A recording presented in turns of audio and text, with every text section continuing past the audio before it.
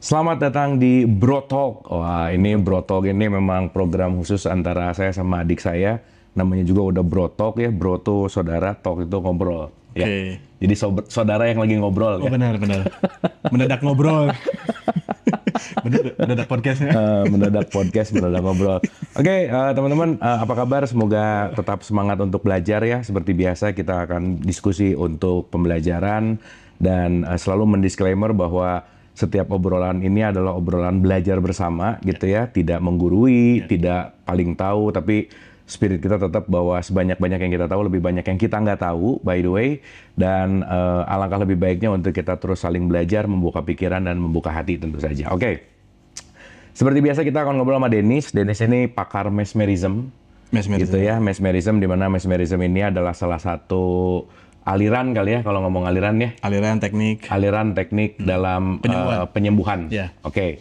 Nah, kita udah ngobrol panjang lebar ya tentang mesmerism itu apa, prosesnya seperti apa. Mungkin teman-teman nanti bisa cek di video kita yang sebelumnya. Cuman sekarang lebih pengen mempelajari tentang bagaimana proses seseorang sembuh dari sakit dengan mesmerism nih. Oke. Karena ini menarik nih gitu. Oke.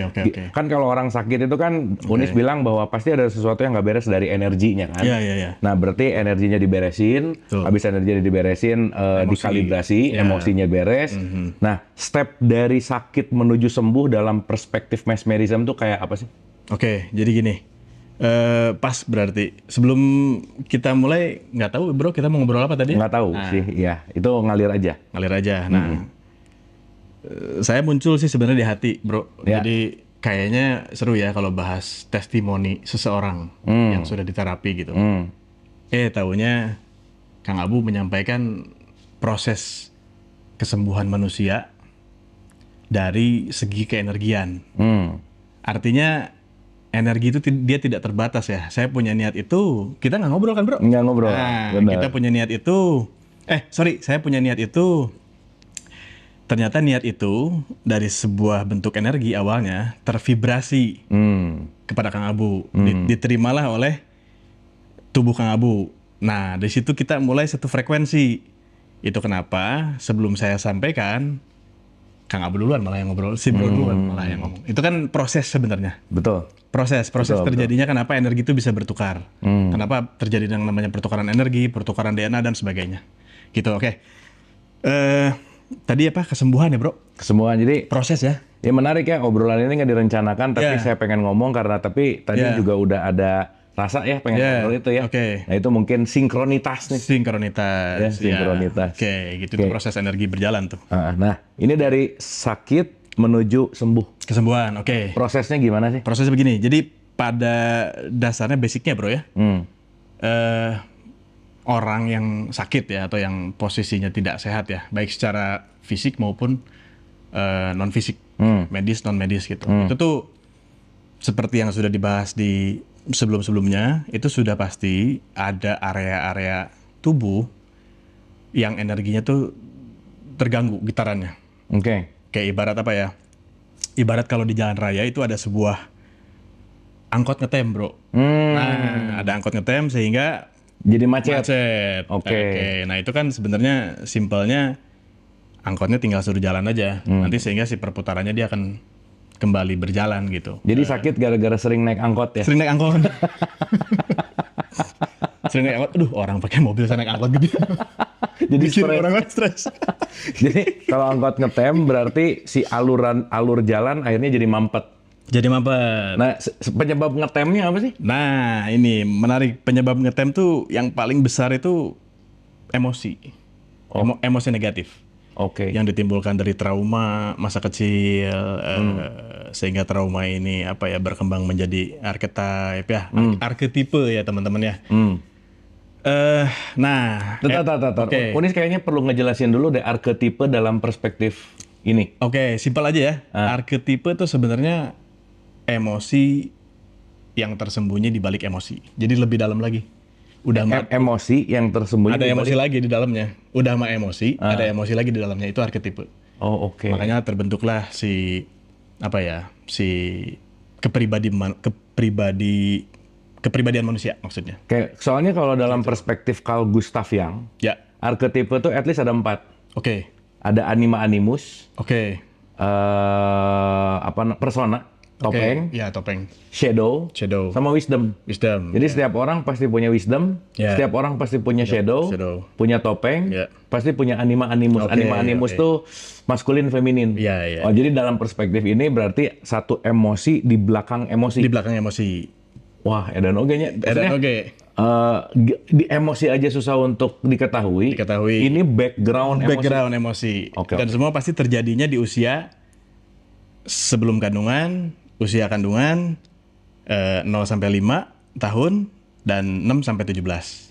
Jadi si arketipe itu diinstal dari luar. Ya, awalnya dari luar. Bawa memori orang tua. Berarti kan semua kita punya arketipe buruk. Archetype. Ya, betul. Kalau kita ngomongin buruk, yang diinstal oleh orang tua dan lingkungan. Betul sekali, bro. Berarti orang tua dan lingkungan penyumbang penyakit. Ya, bisa dikatakan begitu.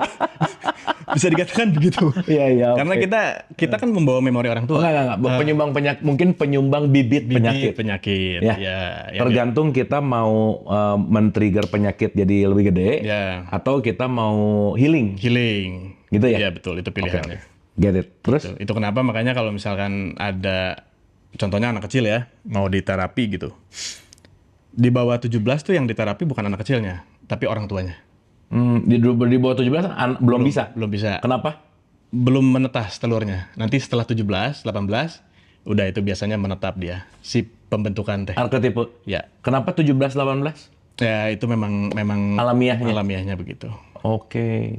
Gitu. Jadi macam-macam arketipe itu teman-teman ya. Ada Jadi anak 10 tahun nggak bisa di mesmer? nggak bisa. 10 tahun nggak bisa. Oke. Nggak bisa di mesmer. Oke. Gitu. Nggak dapet dia. Kalau mau orang tuanya. Gitu. Oke. Jadi orang bisa ngerasain sesuatu pecah tadi Ya. setelah 17 tahun. 17 tahun. Oke. Gitu. Jadi kalau sekarang yang ada anaknya sebelum 17, Ya. mungkin sebaiknya melakukan reprogramming ya. Reprogramming betul. Semakin sadar orang tuanya, Ya. sebelum 17, Sebelum 17. semakin dia sadar bahwa Ya. dia mau ngasih banyak trigger-trigger yang akan ngebuat si anak sakit atau enggak gitu. Ya, betul. Nice. Oke. Betul, bro. Begitu. Oke, Lanjut oke. ya. Jadi balik ke angkot. Jadi si angkot ini sebenarnya tadi Kang Abu kan bertanya ya teman-teman, sumbatan yang terjadi itu karena apa? Udah pasti faktor emosional yang paling besar. Faktor emosional, oke. Faktor emosional, emosi negatif ya, trauma, luka batin dan sebagainya itu tuh sebenarnya faktor awalnya gitu. Sehingga terjadilah sumbatan-sumbatan tersebut yang nanti setelah 17 dan makin besar, kalau tidak diselesaikan ya dia mulai bermasalah. Oke. Mulai bermasalah di sana. Nah, simpel kesembuhannya terjadi karena apa? Karena si yang membuat macet ini tuh dia jalan gitu intinya. Dengan di terapi itu sebenarnya menyapu dan apa ya, si energi ini tuh memberikan energi kesembuhan ya maksudnya. Mendorong atau memberikan sebuah kesembuhan. Jadi supaya yang ngalanginya jalan sehingga nanti siklus perputaran 7 cakra besar manusia. Cakra tuh banyak sebenarnya teman-teman ya. Banyak sekali cakra-cakra kecil tuh banyak sekali. Cuman yang besarnya 7. Nah, nanti supaya dia bisa mengalir sesuai jalurnya gitu, bro. Mungkin di obrolan kali ini kita lebih bisa menyentuh sisi orang tuanya sih, Nis. Oke. Betul nggak? Oke. Bagaimana sadarilah bahwa orang tua itu penyumbang emosi besar buat anaknya gitu. Iya, betul. Betul nggak? Betul. Yang sekarang mungkin orang tua yang lagi menyaksikan gitu ya. Jangan-jangan setiap kata-katanya, setiap energinya, vibrasinya, itu ngebuat arketipe si anak yang semakin planting apa ya, nanem. Yang suatu saat nanti akan jadi emosi besar dalam penyakitnya, betul? Betul. Tadi kalau betul bro, nanem. Nanti dia akan jadi besar kan?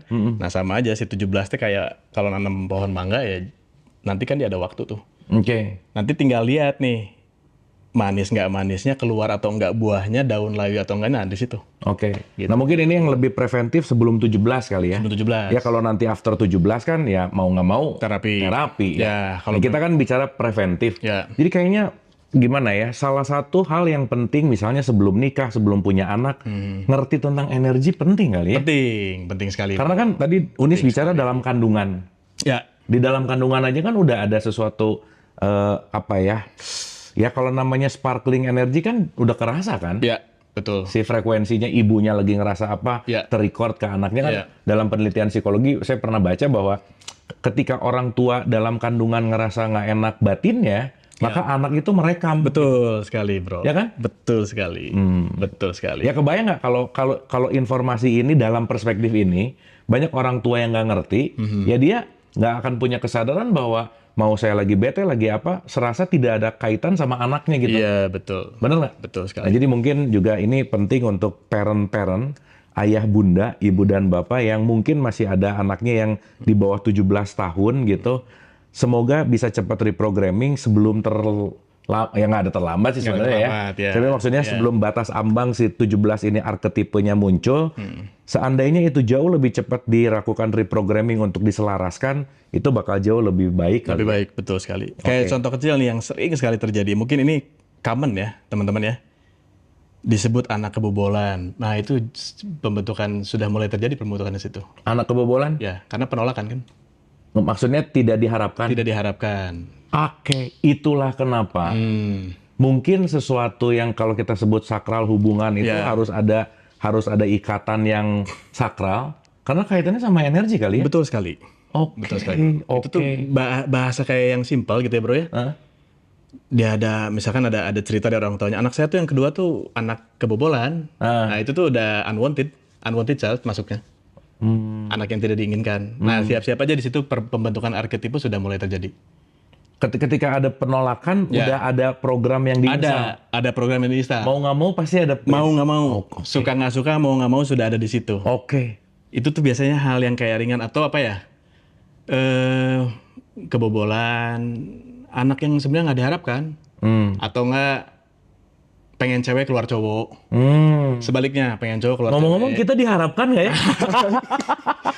Menarik.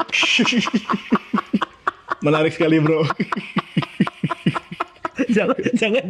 Nggak tahu nih dari dua, kita kan bro talk ya. Yang mungkin satu tuh biasa diharapkan. Saya nggak tahu nih yang kedua. Ya, mudah-mudahan mama nggak nonton ya. Ya, nggak usah ditanyain, udah anggap aja diharapkan ya. Anggap. Oke. Itu penting sih. Itu hal simpel sebenarnya. Jadi kayak bahasanya sih ini anak kebobolan nih, kayak main-main ya. Tapi itu tuh sebenarnya dalam. Dalam itu sangat mempengaruhi sekali energinya. DNA-nya, energinya semua, sel-selnya itu mempengaruhi sejak dia masih ada di kandungan. Gitu. Contoh, bro, saya punya teman-teman, saya punya klien, ya bro, terapi, terus selama proses terapi 30 menit itu dia nangis bro, nangis kayaknya sekitar 5 menit pada saat masuk dalam kondisi mesmerik itu dia nangis. Begitu bangun saya tanya, kenapa?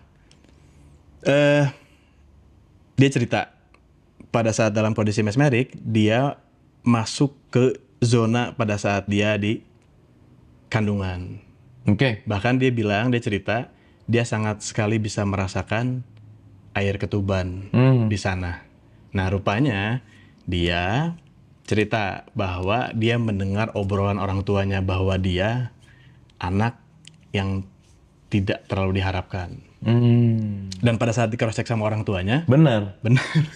Dan orang tua belum pernah cerita sebelumnya. Orang tuanya belum pernah cerita sebelumnya. Pasti dia kaget ya. Pasti dia kaget. Kenapa sih anak tahu dari mana? Gitu ya? Itu kenapa pada saat dia cross check, dia tahu di situ dia hidupnya mulai berubah. Karena dia tahu sudah tidak ada lagi pikiran tidak sadarnya yang mengatakan penasaran bahwa saya ini pada saat hidup di muka bumi ini sebenarnya diinginkan nggak sih sama orang tua saya? Selesai. Dia punya pertanyaan itu soalnya. Berulang-ulang dia bertanya tentang itu. Saya tuh berguna nggak sih hidup di muka bumi ini? Wah, menarik. Terus udah gitu saya ini di mata orang tua saya tuh diinginkan nggak sih gitu. Soalnya perlakuannya benar-benar perlakuan yang mungkin bisa dikatakan timpang ya antara anak pertama, anak kedua. Ya, anak pertama, anak kedua dan seterusnya lah gitu. Yang dimana mungkin kalau orang tua bicaranya kita adil gitu. Yang dimana menurut saya ya kalau kita bicara keadilan sampai kapanpun, ketika kita membicarakan tentang keadilan sampai kapanpun tidak akan pernah adil. Benar. Karena keadilan itu pada akhirnya adalah sesuai kebutuhannya masing-masing. Gitu ya menurut saya ya teman-teman ya gitu. Jadi nggak ada tuh, maksudnya kayak bukan nggak ada ya, maksudnya bicara keadilan tuh nggak bisa gitu. Kayak adil menurut si A 50-50, adil menurut si B 70-30 misalnya dan seterusnya. Itu kan beda menurut si penerima keadilannya kan. Nah pada saat itu dia merasa dia tidak adil gitu. Dia tidak merasa mendapatkan sebuah perlakuan yang adil gitu dengan saudara-saudaranya. Sehingga dia bertanya itu dan dia percaya sama saya, dia ambil sesi gitu, Bro. Nah, ketika dia tahu bahwa dia unwanted, dia tidak Ya, diinginkan, di ya, mesmer, ya. dia nerima akhirnya. Nah, itu fungsinya terapi ini di cross check kan. Dari situ dia yang terima. Pada saat dia nerima, sampai saat ini hidupnya banyak yang berubah. Kehidupannya banyak yang berubah. Tapi kan ya sorry ya, ini dalam perspektif di kesadaran sekarang ya. Oke. Ya saya mau diharapkan atau enggak, kan nggak ada urusan sebenarnya. Urusan dengan apa, Bro?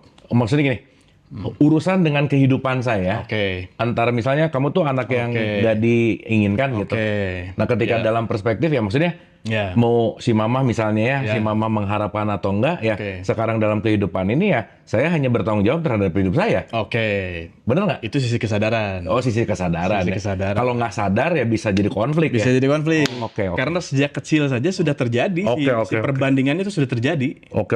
Sejak kecil sudah terjadi apapun ya, misalkan kayak contoh nih, abangnya dikasih 70, adanya dikasih 30 dengan bahasa padahal beda setahun misalkan ya, setahun 2 tahun lah bedanya. Mungkin kalau bedanya agak jauh itu ya beda cerita ya, gitu. Itu masih kita masih bisa kaji lah dalam apa ya, dalam sudut pandang yang luas gitu. Ya. Nggak tiba-tiba juga pas abangnya usia 30 tahun lalu dibeliin motor Harley gitu ya, Bro. Tiba-tiba gitu. Adiknya yang 7 tahun minta juga, yang nggak mungkin dibeliin juga sih yang 7 tahun mah. Karena kan belum kepantasannya beda-beda. Oke. Gitu. Mungkin itu sama dengan pada saat Tuhan memberikan kepantasan kepada manusia ya, rezekinya gitu. Jadi pantaskah gitu kan. Tapi jadi lebih menarik nih kalau jadi ngobrolin gini bahwa siapapun yang menyaksikan ini gitu ya. Ya.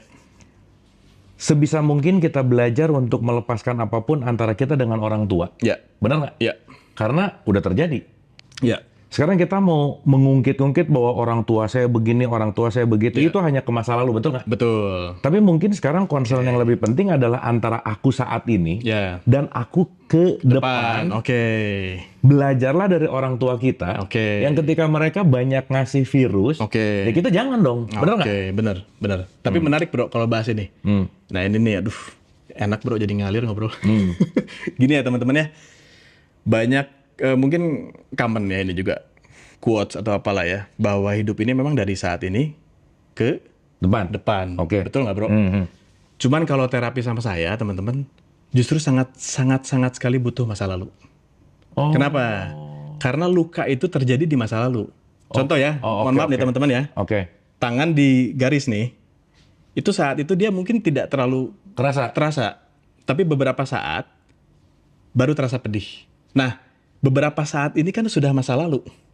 Meskipun pedihnya 5 menit kemudian ya, 5 menit ke belakang itu dia sudah masa lalu.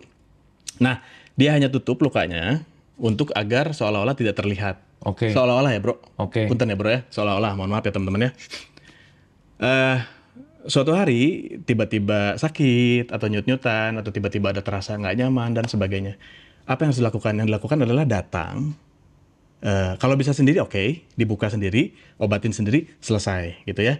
Tapi kalau misalkan rasanya kok saya butuh orang yang bantuin untuk bukanya gitu, berarti carilah pertolongan gitu ya. Nah, datang ke pertolongan pun sama, akan dibuka plesternya, akan disiram. Pasti rasanya pedih. Itu sama pada saat kita membereskan emosi di masa lalu. Emang rasanya pedih, tapi nanti dari situ pasti hidupnya berubah. Kenapa? Karena kita saat ini itu pembentukan kita yang masa lalu. Pasti. Tapi jadi ada analogi gini nih. Oke.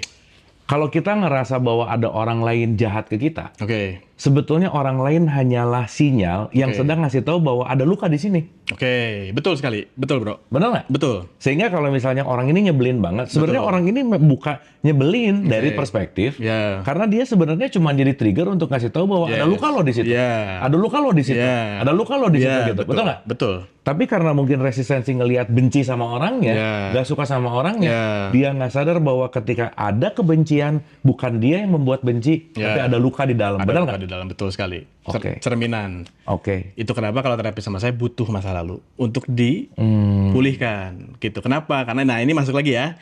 Sangkut pautnya dengan pikiran tidak sadar manusia. Kalau di dunia keenergian, terapi sama saya itu kita mainnya di pikiran tidak sadar kan. Lebih dalam dari pikiran bawah sadar. Tidak sadar. Pikiran tidak sadar. Conscious, subconscious, unconscious. Ya. Sini ya. Nah, unconscious ini tuh letaknya energi manusia atas semua memori yang dia lihat unconscious. Nah, makanya diberesin lah di situ. Gitu. Kenapa? Karena kadang-kadang orang tuh banyak ya yang merasa dia baik-baik saja. Merasa baik-baik saja. Baik-baik saja. Padahal dia banyak masalah. Gitu, kayak contohnya gini. Itu biasanya banyak denial. Oh, aku sih nggak apa-apa. Ya, ya. Kayak contohnya gini. Kamu happy nggak? Aku happy, tapi berarti dia nggak happy. Selesai. Nah, tapi ini tuh dia pasti ada pengalaman masa lalu. Oh itu sering banget. Yang mesti dibongkar. Ada apa nih sebenarnya? Bisa jadi lagi kecil nih, dia contohnya ya, dia nggak pernah didengar sama orang tuanya, dia nggak pernah dipercaya sama orang tuanya, dia nggak pernah diapresiasi sama orang tuanya. Ini contoh kecil lagi ya. Anaknya datang bawa hasil ulangannya, nilainya 9. Begitu datang diliatin sama anaknya, sama orang tuanya, sorry. Orang tuanya bilang gini sama anaknya, "Nak, kamu tuh bisa 10 harusnya." Itu dalam. Nggak kerasa itu kayak simple, kayak seolah-olah memotivasi untuk dia bisa dapat 10. Tapi sebenarnya dia tuh lagi mendapatkan sebuah trauma sebetulnya, nggak kerasa. Tapi nggak tahu kenapa ya, mungkin udah jadi habit sih. Ya. Orang tua tuh selalu ngelihat salahnya dulu. Ya. Contoh-contoh ya. Ya. Kamu ulangan salah berapa? Oke. Jarang loh. Ya, jarang. Kamu bener berapa? Oke. Ya bener. Betul. Sehingga ada aspek-aspek yang dilihatnya tuh kurangnya terus. Betul sekali. Apresiasi untuk melihat benarnya, tidak ada. Apresiasi untuk melihat suksesnya. Betul. Ngelihat 9 tadi bisa, kamu tuh bisa 10. Di satu sisi nggak puas. Ya, setuju bro. Udah 10 dapat nih ya, diam juga. Dia paling apa? Nah ini kamu udah 10 kan, satu mata kuliah ya bro ya? Mata pelajaran. Atau mata pelajaran. Yang lain dong. Yang lain dong. Betapa berat si anak sejak kecil tuh dia sudah diberikan apa ya? Dia udah tidak dipercaya oleh orang tuanya. Nah itu tuh pembentukan sebuah trauma. Si orang tuanya juga kayaknya dapat gitu dari orang tuanya. Ya biasanya memang lungsuran dan turunan. Begitu. Karena memang ada yang secara tidak sengaja, itu yang disebut dengan turunan karma. Kalau kita bahas karma, panjang bro. Oke. Next lah bro ya, itu turunan karma, turunan DNA, turunan energi itu semua ke sana. Gitu. Jadi memang ada yang kayak udah cetakan bawaannya. Karena mau gimana pun itu turunan itu tuh pasti dapat. Gak mungkin gak dapat. Orang di situ ngalirnya di situ kok. Oke. Gitu bro. Jadi hal-hal tersebut tuh kayak simple ya teman-teman. Cuman dia tuh berperan besar di sisi emosional, sangat besar gitu. Gak aneh kalau nanti udah gedenya anaknya ingin melakukan terus-menerus sebuah pembuktian sama orang. Ya jadi mungkin kalau kita ngomongin tadi tentang karma ya, kita ngomongin tadi tentang konsekuensi. Ya sekarang yang dikeluhkan orang tua, ingat aja apa yang diinstal dulu, betul. Sekarang aduh banyak sih ini. Kang, anak saya tuh komplain. Terus tinggal bawa kaca aja. Nih, yang bikin anaknya ini kan lu gitu. Bener gak? Betul. Mungkin apa ya bro bahasanya, untuk menciptakan sebuah ketakutan atau fear, coba genggam sebuah kaca. Berkacalah di sana. Pasti banyak sekali sebenarnya ketakutan di sana. Karena kadang-kadang mengaca diri tuh hampir 90% orang nggak siap. Hampir 90% orang nggak siap. Kenapa? Karena apa ya, sebuah pengakuan bahwa dirinya tidak baik-baik saja dan sebagainya tuh memang butuh jiwa yang besar, bro. Jadi ya itu mungkinnya kalau bahasanya apa, gengsi ya bro. Gengsi terus kayak ya saya memang sulit untuk mengungkapkan bahwa saya ini nggak baik-baik aja gitu, sulit gitu. Jadi memang di covernya sama apa ya, sama ingin baik-baik saja. Akhirnya dia selalu ingin terlihat kuat. Gitu. Di satu sisi anak perlu self love. Ya kan? Anaknya. Tapi di satu sisi ini orang tua. Secara energi kan, ya tetap kita, ya maaf ya, mau hubungan orang tua sama anak kan juga penting untuk menyelamatkan energi masing-masing. Betul. Tapi di satu sisi ada stigma bahwa anak durhaka, anak nggak nurut. Itu kan juga jadi fearness ya. Betul. Dalam prinsip energi, dalam pandangan Unis, ketika orang tua sama anaknya udah nggak sevibrasi frekuensi energi, gimana? Maksudnya pandangan gimana bro? Pandangannya bahwa apa yang harus dilakukan anak ketika tahu bahwa orang tuanya tuh toksik gitu misalnya. Toksik. Nah tergantung tadi. Biasanya anak udah mulai menyadari, ada yang apa ya istilahnya ya, ada yang nggak sefrekuensi gitu sama orang tuanya, ya cepet bebenah diri sih. Karena ya nggak tahu mandiri sih. ada satu keyakinan bahwa banyak yang ngalamin gini gitu. Iya, emang Apalagi Gen Z, Iya, ya. iya, Gen Z. Maksudnya gini, anak-anak sekarang yang di Z atau seangkatan milenial, selenial dan seterusnya, Iya. yang punya konflik sama orang tua tapi nggak mau ngomong Iya. karena takut. Iya. Tapi di satu sisi bahwa dia juga nahan ya, dan pura-pura oke, ya. tapi sakit gitu. Tapi sakit, betul sekali bro.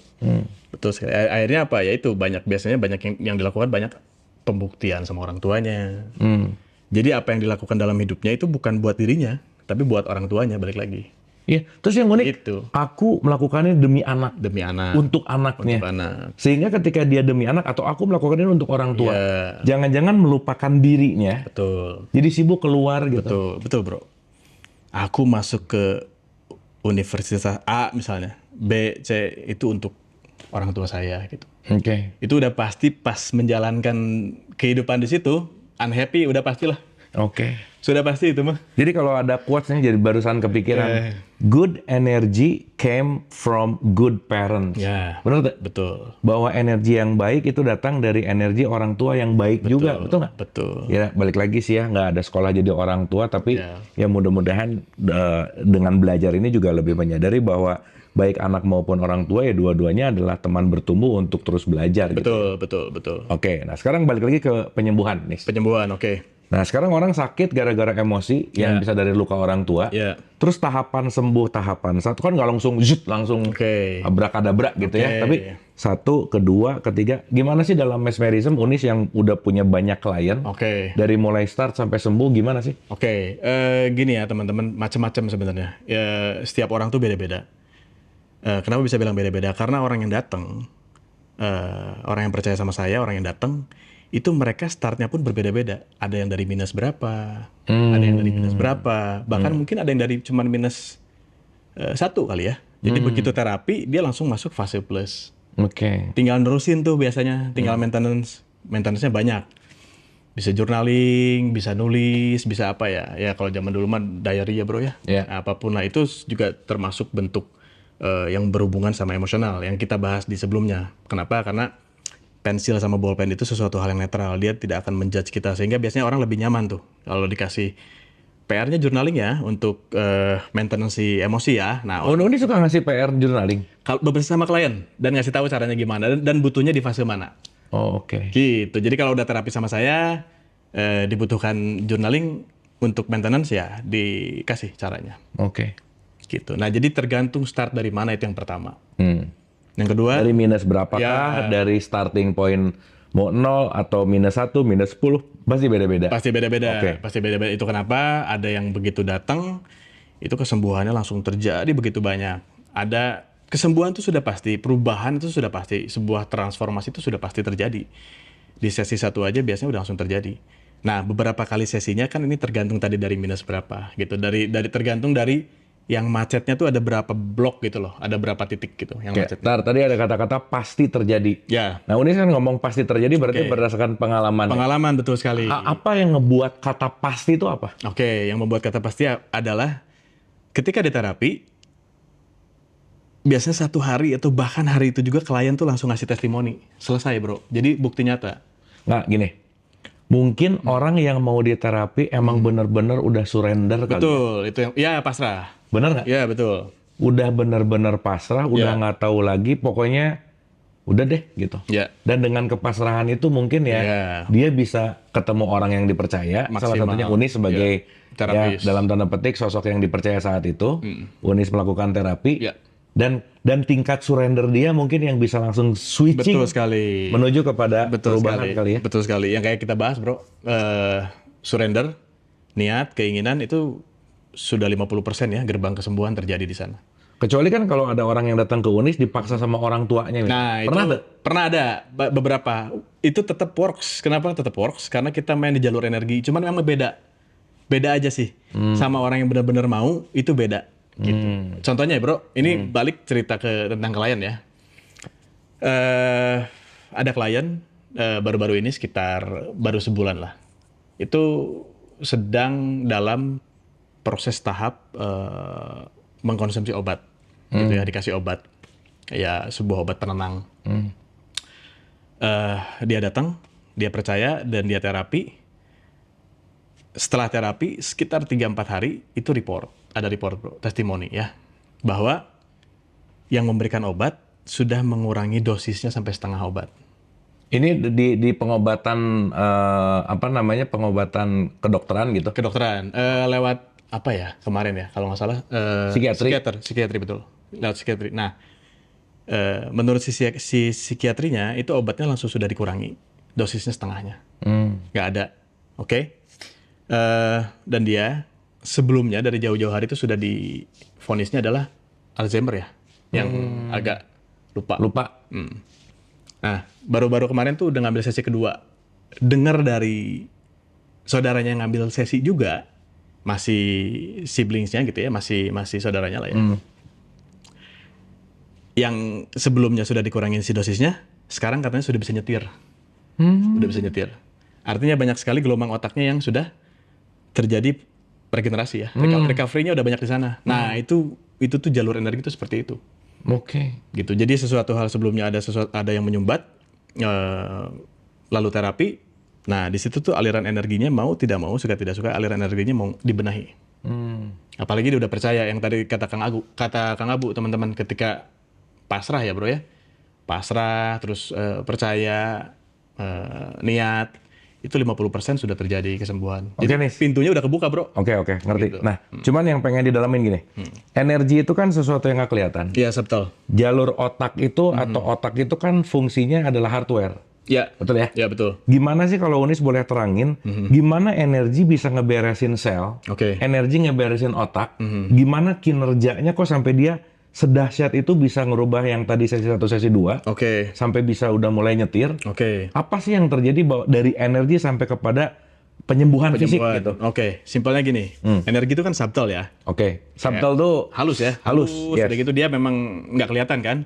Nah, tubuh kita yang kelihatan pun sama energi. Selesai bro, energi ketemu sama energi. Oh, oke. Gitu. Jadi partikel-partikel di dalam tubuh fisik itu tuh energi semuanya. Tetap aja fisik adalah energi yang memadat. Yang memadat, betul sekali. Gitu. Jadi dari sana ada dorongan, sehingga ada yang namanya apa ya? Terjadilah si proses kesembuhan tersebut ya, gitu. Jadi ada sebuah respon energi dari luar yang diinstal gitu ya di beberapa titik tubuh manusia pada saat terapi. Nah, nanti energi tersebut akan bekerja dengan sendirinya. Gitu. Karena kita pakai pikiran tidak sadar, nanti si tubuh itu secara medis dan non medis atau fisik non fisik itu dia akan mengetahui titik-titik mana saja yang dia akan melakukan Perbaikan. otomatik gitu. Oke. Nah, terus dari kesembuhan tadi nih, Ya. ada nggak yang nggak sembuh sama sekali? Atau gini, ada nggak yang nggak berdampak sama sekali? Oke. Begitu datang trauma, apa sih mesmer? Kayaknya nggak working. Oke. Ya, kayak di kelas di meditasi misalnya ya. Meditasi mah nggak berfungsi juga buat saya gitu. Kenapa? Oke. Karena saya nggak dapat efek dan rasa manfaatnya gitu. Oke. Saya cuma ngeluarin duit aja nih gede untuk ikutan kelas meditasi gitu. Gimana? Oke. Sejauh ini seperti yang di podcast 2 sebelumnya berarti ya bro ya. Cuma 1 orang yang tidak terjadi si kesembuhan tersebut. Unis kira-kira kalau dihitung-hitung udah berapa pasien? Waduh, ratusan kepala sih bro. Ratusan? Ratusan kepala sih. Oke. Udah ratusan kepala. Karena start dari 2016 kan ya teman-teman.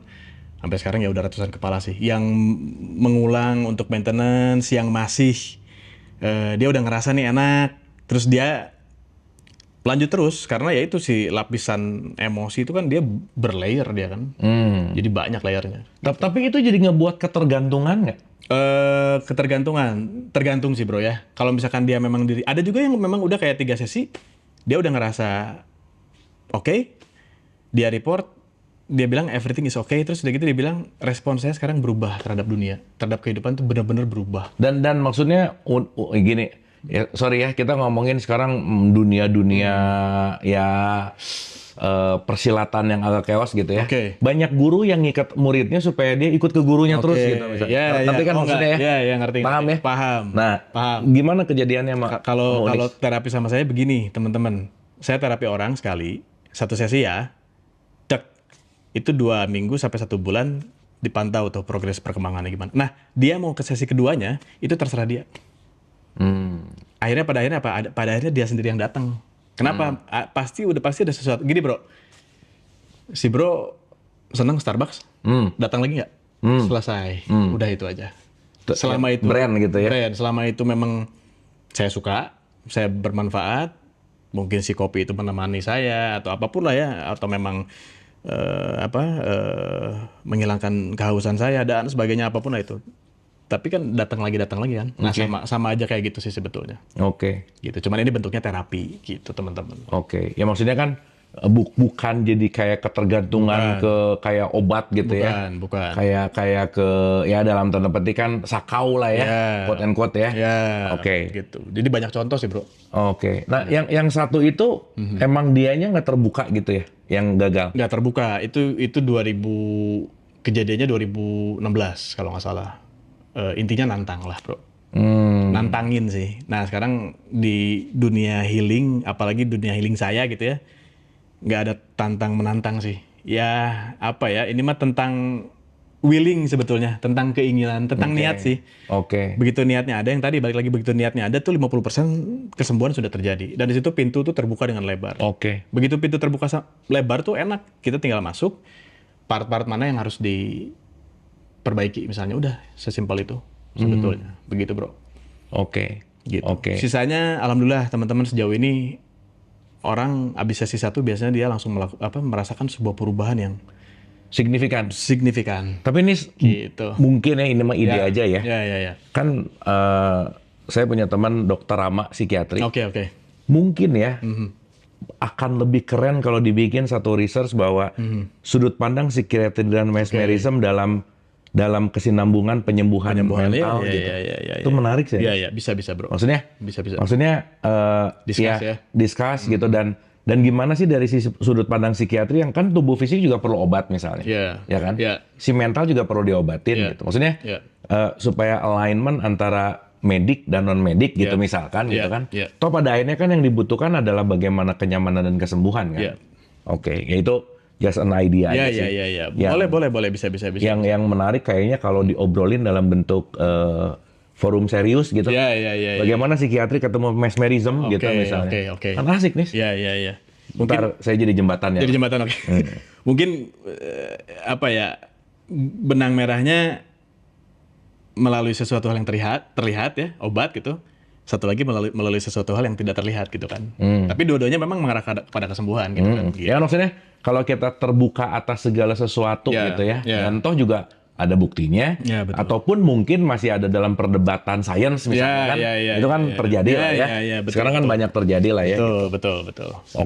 Oke. Begitu, itulah proses kesembuhan, Bro. Penyakit paling parah yang Unis bisa tahu atau ceritain dari misalnya parah banget stadium 4 sampai benar-benar bisa lari lagi gitu misalnya. Oke. Apa? Ini salah satunya Alzheimer ini. Oh oke. Gitu. Sesi kedua dia sudah bisa nyetir mobil.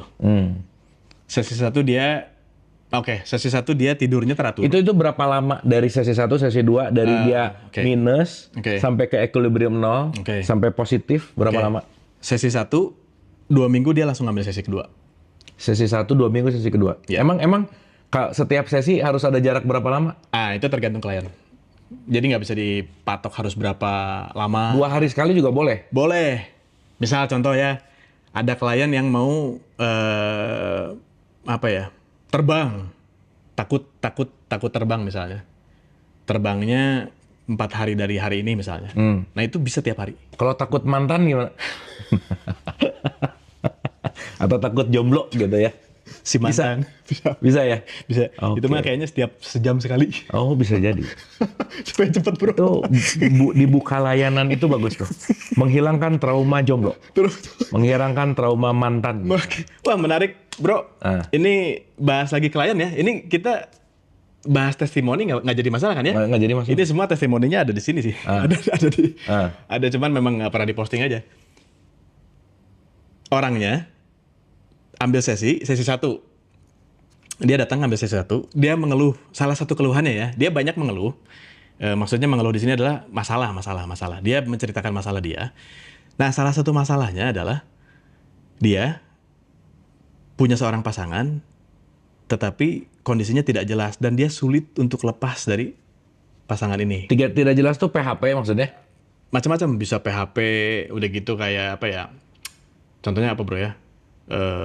posesif nggak jelas. Oh, oke. Padahal statusnya udah hampir nggak jelas juga gitu. Nah, dia datang, dia terapi, salah satunya masalah yang dia sampaikan tentang ini. Dia terapi, dia cerita, dia sulit sekali untuk pisah gitu ya, karena dia ingin melangkah gitu. Terapi itu sesi 1, habis terapi, pulang dari situ, dia cuman cerita, terima kasih ya, Kang, saya merasa udah lama nih saya nggak ngerasa saya nemuin diri saya sendiri, dia bilang. Oke. Nah, Nice. nggak lama dari situ orang ini tuh sebulan dia datang lagi ambil sesi kedua. Selama 1 bulan ini dia tidak pernah bercerita apa-apa, dia tidak pernah mengupdate progres apa-apa. Pas sesi kedua, begitu duduk yang dia ceritakan, Kang, saya tuh lupa cerita, pulang sesi 1, saya nongkrong di kafe, saya ketemu pasangan yang sekarang jadi pacar saya, dan dari situ saya mudah sekali untuk melepaskan Yang lama. Ada jalannya aja. Dan sekarang saya dengan yang sekarang ini serius dan sudah mau masuk fase menikah. Oh, dikirain mau fase ketiga karena terulang, bukan ya? Oke. Gitu teman-teman. Jadi secepat itu bahkan itu pas dengar cerita juga, wow, dia baru terapi sesi 1, malamnya tuh udah dapat jawaban. Bentar, apakah lebih sering sesi bisa lebih cepat juga menyembuhkan? Bisa lebih cepat menyembuhkan, sudah pasti. Oh gitu. Pisau. Tapi obat kan juga kalau semakin dosisnya ditambah, bisa chaos kan? Nah, ini bedanya energi sama obat. Oh, oke. Energi Pisau itu semakin diasah makin tajam makin gitu. tajam, gitu sama. Dia makin diasah, makin setiap hari diasah dia makin tajam. Oke. Kalau di dunia keenergian tuh seperti itu. Jadi apa ya? Di sana nggak ada yang sifatnya apa ya? Kalau kelebihan juga ya udah gitu, aman. Energi itu aman, bisa di saving, Oke. bisa disimpan Oke. buat nanti gitu. Dan mungkin kan kalau orang perlu ketemu Unis dulu perlu waktu lama ya. Iya betul. Mungkin di sekali. ending-ending obrolan kita di yang kesekian kali ini, Ya. tips and trick sebelum, ya sebisa mungkin nggak harus ketemu Unis sudah sembuh lah ya. Iya. Dalam tanda Oke. petik ya. Iya, Yang nggak betul. harus terapi, Betul. dia bisa melakukan Betul. self healing gitu. Betul. Kiat-kiat apa yang harus dilakukan? Sebelum ketemu ya, niat udah paling besar itu aja. Niat. Orang banyak begini, teman-teman ya. Ini kemarin juga dapat testimoni lagi ya. Pengalaman maksudnya yang kemarin. Ini kemarin juga baru dapat klien nih. Datang, ketemu, niatnya udah ada kan? 50% ya bro, kesembuhan sudah terjadi ya. Begitu dia duduk di ruang terapi, kita biasanya bahas tentang apa masalah gitu kan. Masalahnya tuh apa sih sebenarnya? Jadi kayak kamu datang ke sini masalahnya apa gitu. Nah, awalnya dia ngomongnya gini, apa ya Kang, saya tuh normal-normal aja kok hidup saya. Terus saya bilang gini, kalau normal-normal aja ngapain datang ke sini? Gitu kan. Dia memang pengen. Dia memang pengen. Tapi nggak tahu ada apa ya. Nggak tahu ada apa. Oke. Nah, itu dicolek dikit, keluar semua. Jadi entah kenapa tuh ya, magical kali ya bro, secara magical lah ya. Itu orang kalau udah duduk di tempat terapi, begitu ketemu, itu yang sebelumnya dia tuh mungkin bisa dikatakan apa ya, dia lupa masalahnya apa dan sebagainya, itu entah kenapa ya keluar dengan sendirinya. Itu secara ngobrol gitu ya, secara kayak wawancara lah, kayak emotional digging gitu. Oke. Nanti diberesinnya ya di part dalam kondisi mesmerik gitu, dalam berbaring gitu. Itu di situ penyelesaiannya di situ.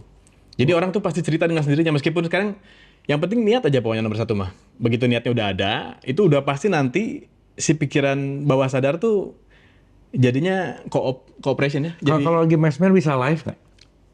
bisa aja sih. Kalau si kliennya mau ya. Kalau kliennya mau, betul sekali. Kalau kliennya mau ditampilkan dan sebagainya itu bisa aja. Itu menarik nih kalau misalnya untuk pelajaran ya. Untuk pelajaran di Mesmer Live itu orang bisa nonton, kita bisa interview juga, rasanya before gimana, after gimana boleh, gitu. Kan itu sesuatu yang mungkin menguatkan gitu ya. Itu jika kliennya berkenan ya. Karena kan di sini kita buka berangkas. Sebenarnya ya maksudnya buka klien yang benar-benar siap di open public, maksudnya itu bisa disamarkan namanya mawar misalnya. Atau di sini nanti pakai burem-burem. Bisa sih. Gitu, jadi macam-macam lah, banyak. Itu biasanya tuh apa ya, terapi itu juga kan salah satunya buat nge-break sebuah pola. Pola yang tidak enak ya. Pola Ya, kalau kita bicara universal law itu ada law of cycle, law of pattern, nah disitulah itu di break itu. Gitu. Supaya apa ya? Supaya tidak terjadi pindah track gitu, teman-teman. Kalau misalkan asalnya kita hidup itu harus menggoes sepeda agar dia tetap maju, kita harus menggoes kita. Nah, cuman kan ini kemana dulu ngegoes ini? Oke. Bisa tiba-tiba bro nyampe ujung tuh jurang gitu. Iya, benar. Nah, pindah tracknya ke sini gitu. Iya. Abis terapi teh. Ngebut tapi tidak ada arah. Ya, Betul nggak? ya. Nggak jelas juga. Gak akhirnya. jelas juga akhirnya.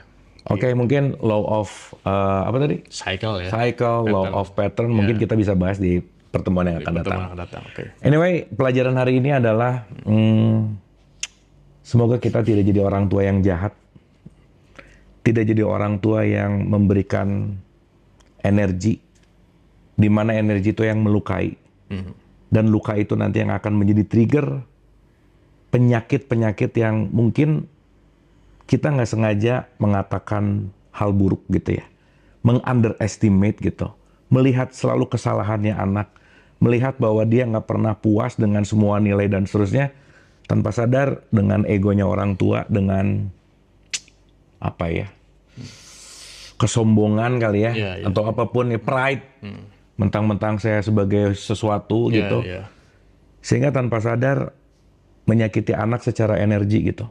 Mungkin secara fisik nggak kenapa-kenapa, tetapi mungkin dia tersiksa secara energi gitu. Mudah-mudahan mempersedikit orang tua yang jahat. Saya mau ngasih judul akhirnya gini nih. Apa bro? Berhenti jadi orang tua jahat. Oke. Ya.